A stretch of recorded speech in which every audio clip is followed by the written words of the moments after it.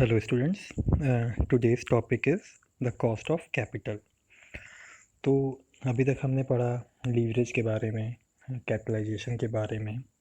आज हम पढ़ेंगे कॉस्ट ऑफ कैपिटल क्या होती है, यानी एक कैपिटल की कॉस्ट क्या होती है।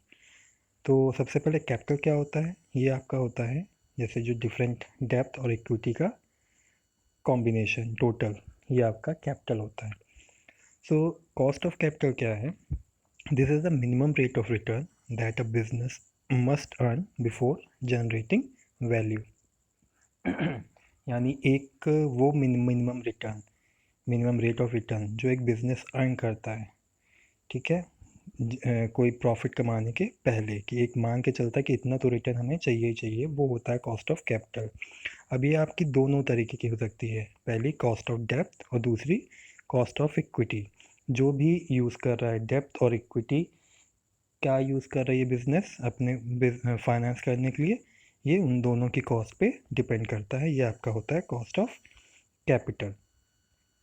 तो कंपनी की जो कॉस्ट ऑफ कैपिटल है वो लार्जली डिपेंड करती है कि कंपनी का कैपिटल स्ट्रक्चर क्या है, कंपनी किस पे ज़्यादा रिलाई कर रही है, वो इक्विटी पे फोकस कर रही है फाइनेंस के लिए, या डेप्थ के पे कर रही है, या दोनों का कॉम्बिनेशन लेके चल रही है, जिसे हम कैपिटल स्ट्रक्चर भी कहते हैं।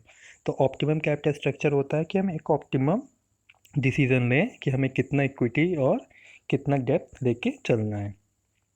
तो कंपनी की कॉस्ट ऑफ कैपिटल डिपेंड इसी पे करती है कंपनी कौन सा मीडियम चूज़ कर रही है, डेप्थ और इक्विटी। नेक्स्ट आपका है different factors which affect the cost of capital. तो इसमें पहला आपका है मार्केट अपॉर्चुनिटी। तो मार्केट अपॉर्चुनिटी क्या होती है कि मार्केट में कंपनी के लिए क्या अपॉर्चुनिटी है, जो एंटरप्रेन्योर्स हैं उनके लिए क्या अपॉर्चुनिटी है जिसे वो एक्सप्लोर कर रहे हैं, किस लिए, ताकि ज़्यादा से ज़्यादा प्रॉफिट कमा सकें। क्लियर?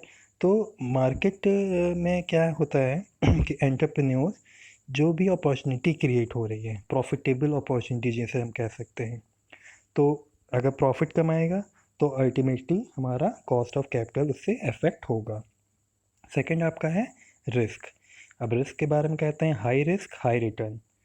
तो सेम प्रिंसिपल यहाँ भी वर्क करता है, हाई रिस्क हाई रिटर्न, कि अगर इन्वेस्टमेंट हाई लेवल का रिस्क किया है तो उस पर रिटर्न भी हाई मिलेगा। नेक्स्ट आपका पॉइंट है इन्फ्लेशन। इन्फ्लेशन क्या होता है? ये भी एक, आप एक कह सकते हैं एक बेंचमार्क है कि हमें कैसे इन्वेस्ट करना है कि हम ज़्यादा से ज़्यादा प्रॉफिट कमा सकें, कि मिनिमम रिटर्न तो हम एक्सपेक्ट कर ही सकें। तो मिनिमम इन्वेस्टमेंट में जो रियल इनकम हमारी आए वो हम कैसे फाइंड आउट करते हैं? जो भी एक्चुअल रिटर्न होगा उसमें हम इन्फ्लेशन को लेस कर देंगे। नेक्स्ट आता है हमारा ट्रेड एक्टिविटी, जो कॉस्ट ऑफ कैपिटल को इफेक्ट करता है। जैसे कभी इकोनॉमी में बूम आता है, कभी रिसेशन आता है, तो जब ज़्यादा प्रॉफिट हो रहा होगा, बूम की कंडीशन होगी, मार्केट कंडीशन अच्छी होगी, तो कॉस्ट ऑफ कैपिटल भी आपका मतलब जो रिटर्न आएगा वो भी अच्छा आएगा। और अगर रिसेशन आएगा तो उसका अपोजिट होगा। नेक्स्ट आपका है फॉरेन ट्रेड सरप्लस और डेफिसिट। तो फॉरेन ट्रेड डेफिसिट क्या क्रिएट करती है? ज़्यादा से ज़्यादा बोरोइंग हमें फिर अदर कंट्री से लेनी पड़ती है। डेफिसिट मतलब कमी। तो अगर हमारे पास कमी है फाइनेंस की हो जाएगी, तो हमें अदर कंट्रीज से बोरो करना पड़ेगा, और ज़्यादा अगर हम बोरो करेंगे तो हमें इंटरेस्ट भी उसका पे करना पड़ेगा। तो इससे भी हमारा कॉस्ट ऑफ कैपिटल अफेक्ट होगा, क्योंकि हमारी कैपिटल मार्केट अफेक्ट होगी। फिर हमारा नेक्स्ट आता है कंट्री के रिस्क। अब कंट्री में जो रिस्क है वो डिफरेंट टाइप के, जैसे पॉलिटिकल है, सोशल है, इकोनॉमिकल इन्वायरमेंट है, ये भी चीज़ें अफेक्ट करती हैं। जैसे आजकल कोरोना का, कोविड-19 की वजह से हमारी इकोनॉमी में काफ़ी हलचल मची हुई है, जिसकी वजह से भी हमारी मार्केट में उथल पुथल रहती है, तो वो भी हमारे कॉस्ट ऑफ कैपिटल को अफेक्ट करती है। नेक्स्ट आता है exchange rate risk. Exchange rate risk क्या होता है? जो भी इन्वेस्टमेंट अगर एक होम कंट्री से बाहर करना है, तो हमें कुछ जो भी एक्सचेंज करते हैं मनी है, तो उसमें भी आपका एक्सचेंज रेट लगता है, ठीक है। तो अगर अगर करेंसी हमारी वीक है, मान लीजिए हमारा पैसा रुपए के डॉलर में ज़्यादा कमज़ोर जा रहा है, तब फिर हमें वहाँ भी प्रॉब्लम क्रिएट होती है कि हमें ज़्यादा पैसा फिर पैसे की वैल्यू हमारी कम हो जाती है अगर, तब भी हमारा कॉस्ट ऑफ जो कैपिटल है वो अफेक्ट होता है, क्योंकि करेंसी रेट फ्लक्चुएशन की वजह से हमारे पैसों की मूल्य बढ़ता घटता रहता है, जिसकी वजह से हमारी कैपिटल मार्केट भी अफेक्ट होगी और कॉस्ट ऑफ कैपिटल भी। नेक्स्ट है कैपिटल स्ट्रक्चर पॉलिसी। अब कैपिटल स्ट्रक्चर पॉलिसी जैसे शुरुआत में बताया था कि कंपनी क्या चीज़ फॉलो कर रही है, ज़्यादा डेप्ट लेना चाह रही है या इक्विटी के चाह रही है या दोनों के कॉम्बिनेशन में। तो जो भी डिसीज़न होगा capital structure policy company adopt करेगी, वो भी हमारा कॉस्ट ऑफ कैपिटल को इफ़ेक्ट करेगा। नेक्स्ट है डिविडेंड पॉलिसी। डिविडेंड पॉलिसी में भी कि हम ज़्यादा डिविडेंड पे कर रहे हैं या फिर हम ज़्यादा अपने पास रिटेन कर रहे हैं, ये भी हमारे कॉस्ट ऑफ कैपिटल को अफेक्ट करेगी और इसकी वजह से ओवरऑल कॉस्ट ऑफ कैपिटल भी अफेक्ट होगी।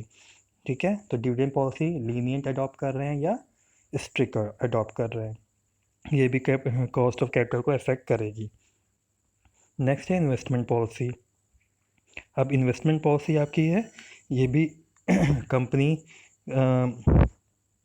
कई डिफरेंट प्रोजेक्ट्स एक साथ लेके चलती है, तो उन सब प्रोजेक्ट में अलग अलग रिस्क भी होता है। ठीक है, तो अलग अलग रिस्क जो होगा और जो ओवरऑल एक रिस्क होगा उसके बीच भी हमें कंपेयर करते हुए चलना पड़ता है। ठीक है, क्योंकि अगर डिफरेंट प्रोजेक्ट में रिस्क है, ओवरऑल जो रिस्क है उसी की वजह से हमारे ऑर्गेनाइजेशन का भी इफ़ेक्टिव जो है रिस्क पता चलता है। तो अगर रिस्क बढ़ेगा तो रिक्वायर्ड रेट ऑफ रिटर्न भी हमारा बढ़ेगा।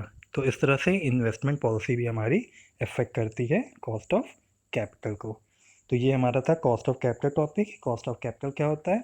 ये आपका मिनिमम रेट ऑफ रिटर्न जो एक एक्सपेक्ट करते हैं प्रॉफिट जनरेशन के पहले।